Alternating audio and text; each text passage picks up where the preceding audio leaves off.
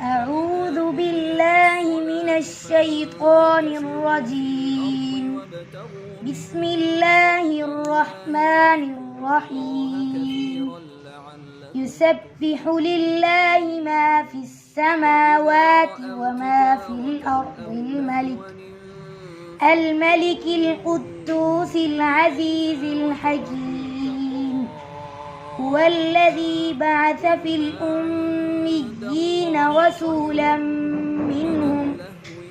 منهم يتلو عليهم آياته